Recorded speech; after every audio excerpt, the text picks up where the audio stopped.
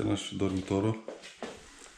Am pus priză pentru noptierii aici, despre noptierilor, pentru un telefon ceva, ele fiind pus rău. Glisiere cu amortizare la sertare.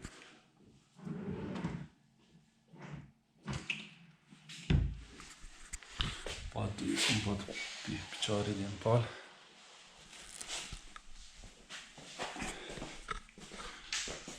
Cam așa arată din față.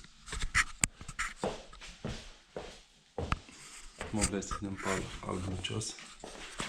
Nu știu dacă se cunoaște pentru că nu reflectă când nu este lumină. Și nici afară nu e atât de soare. Dressing. În 3 uși, oglindă la ușa din mijloc. Cam așa merge sistemul. Sertare în interior.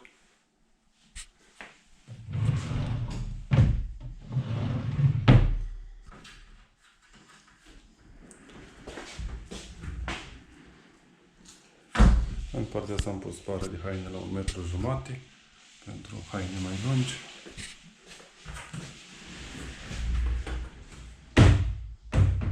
Pe mijloc, cum spuneam, 4 sertare, rafturi.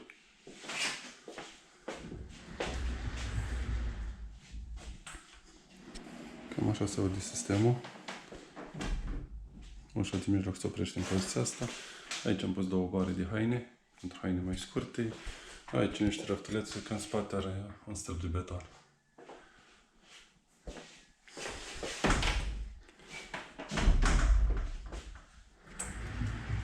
Aici n-am mai pus opritoare la capăt, ei doar se văd că sunt aici.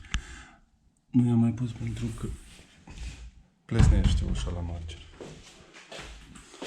Adică el face chestia asta. Adică asta e tot. La dormitor.